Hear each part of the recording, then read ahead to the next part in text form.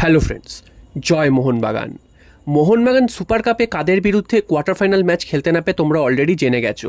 গতকাল Kerala Blasters east বেঙ্গলকে একদম পর্যদস্ত করে দিয়েছে 2-0 গোলের ব্যবধানে, যার ফলে কলকাতা ডার্বি কিন্তু আর আমরা দেখতে পাবো না সুপার কাপে। তার বদলে কিন্তু মোহনবাগানকে খেলতে হবে কেরালা ব্লাস্টার্সের বিরুদ্ধে। তো কেরালা ব্লাস্টার্স ইস্ট বেঙ্গলের থেকে যথেষ্ট শক্তিশালী দল এবং মোহনবাগানকে কিন্তু এটা নিয়ে ভাবতে হবে, কারণ কেরালা ব্লাস্টার্সকে কীভাবে খেলবে মোহনবাগান সেটা কিন্তু মোহনবাগানকে এখন থেকেই চিন্তাভাবনা করতে হবে। কারণ মোহনবাগান তাদের যে দল নিয়ে যাচ্ছে সেই দল নিয়ে এই কেরালা ব্লাস্টার্সের বিরুদ্ধে মোকাবিলা করাটা কিন্তু একটু টাফ। তবে আমরা আশাবাদী, আমরা যেই দলই নিয়ে যাই না কেন মোহনবাগান জেতার জন্য নামে এবং আমরা কেরালা ব্লাস্টার্সকে ঠিকই হারাবো। তো এটা নিয়ে আমরা কিন্তু একদম আশাবাদী। তো এবার আমি তোমাদের জানিয়ে দিই যে কেরালা ব্লাস্টার্স তো উঠেছে কোয়ার্টার ফাইনালে। কেরালা ব্লাস্টার্স কিন্তু পূর্ণশক্তির দল নিয়েই খেলছে এবং কোয়ার্টার ফাইনালে অর্থাৎ মোহনবাগানের বিরুদ্ধে হয়তো কেরালা ব্লাস্টার্স পাবে না অ্যাড্রিয়ান লুনাকে, কারণ তার একটা হালকা চোট লেগেছে, তেমনটাই কিন্তু দেখা যাচ্ছিল। গতকালে কয়েকটা ভিডিও থেকে আমি দেখতে পেয়েছি যে তার এরকম চোট লেগেছে, বা আজকের প্র্যাকটিস যে কেরালা ব্লাস্টার্সের হয়েছে সেখানেও কিন্তু তিনি ছিলেন না। তো সেটা থেকে মনে করা হচ্ছে তিনি হয়তো মিস করবেন মোহনবাগান ম্যাচটা। যদিও এখনও 4-5 দিন বাকি রয়েছে, অনেক কিছুই বদলে যেতে পারে, তবে যেটা মনে করা হচ্ছে তার একটা মিস হওয়ার সম্ভাবনা রয়েছে এখনও অবধি। এবার তারপর কাল পরশু যদি প্র্যাকটিসে নামেন তাহলে তো আলাদা কথা। আর এরপর চলে আসি যে কেরালা ব্লাস্টার্সকে মোহনবাগান হারাবে কী করে, কারণ মোহনবাগান যে সুপার কাপের জন্য যে দল নিয়ে যাচ্ছে সেই দলটা কিন্তু আজকের প্রকাশ করা হয়েছে। যদিও অফিসিয়ালি কোথাও থেকে সেই প্রকাশটা দেখা যায়নি, বিভিন্ন ফ্যান্স ক্লাব মারফত কিন্তু দেখা গেছে। তো সেখানে তোমাদের জানিয়ে দিই যে মোহনবাগান অ্যাকচুয়ালি কী দল নিয়ে সুপার কাপ খেলতে যাচ্ছে, কারণ অনেকের মধ্যে একটা সংশয় ছিল সিনিয়র দল অর্থাৎ যারা আইএসএল খেললো তাদের সেই দল থেকে কতজন প্লেয়ার থাকবে।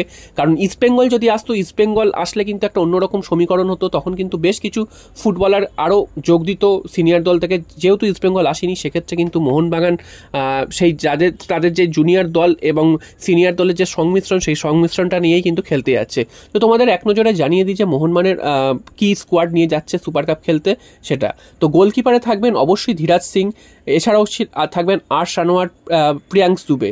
ডিফেন্ডার হিসেবে থাকবেন রাজ বাসফোরে কিন্তু এর আগে খেলেছেন মোহনবাগান সুপার কাপে বা অন্যান্য ম্যাচেও তাকে কিন্তু আমরা খেলতে দেখেছি কলকাতা লিগের ম্যাচে।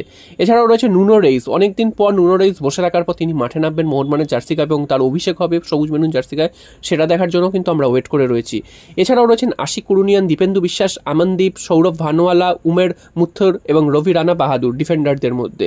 মিডফিল্ডার হিসেবে রয়েছেন অভিষেক সূর্যবংশী, সাহাল আব্দুল সামাদ, দীপক টাংরি, গ্লেন মার্টিন্স, শিভম মুন্ডা, টাইসন সিং, সন্দীপ মালিক, শিবাজিৎ সিং, সৌরভ পাসাং এবং তৈসং সিং। আর ফরওয়ার্ডে রয়েছেন সুয়েল আহমেদ ভাট, সেরতো এবং সালাউদ্দিন। তো এই হচ্ছে মোহনবাগানের স্কোয়াড। এই স্কোয়াড নিয়ে কিন্তু মোহনবাগান যাচ্ছে। সিনিয়র দল থেকে কিন্তু 4-5 জন প্লেয়ারই রয়েছেন, যেমন ধীরাজ রয়েছেন, এছাড়াও কিন্তু আশিক কুরুনিয়ান, দীপেন্দু রয়েছেন, আর রয়েছেন হচ্ছে সাহাল আব্দুল সামাদ, দীপক টাংরি, গ্লেন মার্টিন্স, এরা কিন্তু সিনিয়র দল থেকে রয়েছে। এছাড়া অভিষেক সূর্যবংশী তিনি তো সিনিয়র দলে খেলেনি, আর বাকিরা মোটামুটি জুনিয়র দল থেকেই যাচ্ছে। আর জুনিয়র দল থেকে যারা যাচ্ছে তারাও কিন্তু যথেষ্ট ভালো ফুটবল খেলেছেন সারা মরশুম ধরে। আরএফটিএলেও তারা নজর কেড়েছেন এবং অন্যান্য যে কলকাতা লিগের ম্যাচ হয়েছে সেখানেও তারা কিন্তু নজর কেড়েছেন। তো এই একটা সংমিশ্রণ দল নিয়ে কিন্তু মোহনবাগান যাচ্ছে সুপার কাপে খেলতে, এবং উল্টো দিকে কেরালার মতন শক্তিশালী দল যারা ফুল স্কোয়াড নিয়ে খেলতে নামছে এবং ইস্টবেঙ্গলকে তো এক প্রকার উড়িয়ে দিয়েছে বলাই যায়। তো সেই দলের বিরুদ্ধে নকআউট ম্যাচ, এইখানে কিন্তু হেরে গেলে আর কোনো সুযোগ থাকবে না। ম্যাচটাকে যেভাবেই হোক জিততে হবে, পরের রাউন্ডে যেতে গেলে, সেমিফাইনালে উঠতে গেলে। তো সেটা কিন্তু মোহনবাগানকে মাথায় রেখে নামতে হবে। আর মোহনবাগানের কোচ বাস্তব রায় এবং ডেগি কার্ডোসো। বাস্তব রায়, তোমরা জানো যে বাস্তব রায়ের এক্সপিরিয়েন্স অনেক ভালো এবং তিনি কিন্তু যথেষ্ট ভালো কোচিং করান, তার উপর কিন্তু আমরা পূর্ণ আস্থা রাখছি। আর এরপর চলে আসি মোহনবাগানের ট্রান্সফার আপডেট আসলেই কিন্তু বেশ বিভিন্ন রকম বিদেশিদের নাম উঠে আসছে। তো এখন কিন্তু অন্য একজন বিদেশির নাম উঠে এসেছে।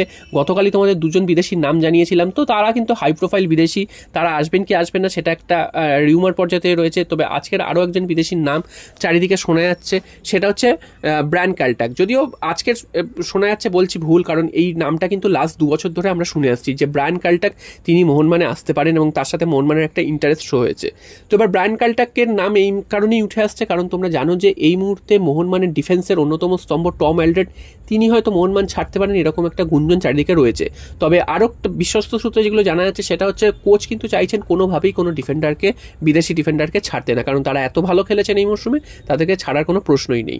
তো যদি টম অ্যালডারকে ছেড়ে দেয় সেই কারণে কিন্তু মোহনবাগান বিকল্প তো অবশ্যই ভাববে, তাই জন্য এই নামটা কিন্তু এই মুহূর্তে ঘোরাফেরা করছে ব্রায়ান ক্যালটাকের নাম।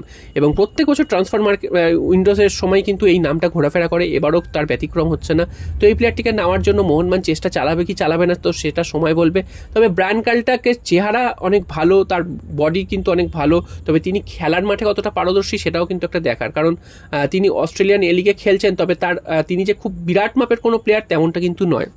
তো এই প্লেয়ারটির দিকে নজর অবশ্যই আমাদের থাকবে, এবং এই মুহূর্তে এই প্লেয়ারটির সাথে একটা লিঙ্ক আপ তৈরি হয়েছে মোহনবাগানের, তাই জন্য তোমাদের জানিয়ে দিলাম।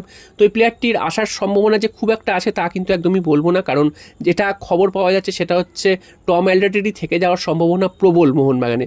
যদিও টম অ্যালডারটের কাছে আইএসএলের আরও 2-3টে ক্লাবের অফার রয়েছে, তবে মোহনবাগান যদি টম অ্যালডারটের থেকেও বেশি ভালো কেউ বিদেশি পেয়ে যায় সেক্ষেত্রে কিন্তু টম অ্যালডারটকে তারা ছেড়ে দেবেন। এবং টম অ্যালডারট নিজে যদিও ছাড়তে চান না মোহনবাগান, তিনি জানিয়েছেন যে মোহনবাগান যদি তাকে রাখতে চায় তিনি মোহনবাগানই থাকতে চান, এবং কোচও কিন্তু সেটাই চাইছে। তবে মোহনবাগান ম্যানেজমেন্ট তো তারা কিন্তু সবসময় আরও বেটার কিছু অপশন খোঁজে, তো যদি বেটার অপশন পেয়ে যায় সেক্ষেত্রে টম অ্যালডারটকে কিন্তু রাখা হবে না, এবং টম অ্যালডারটের বিকল্প খুঁজে নিয়ে আসা হবে।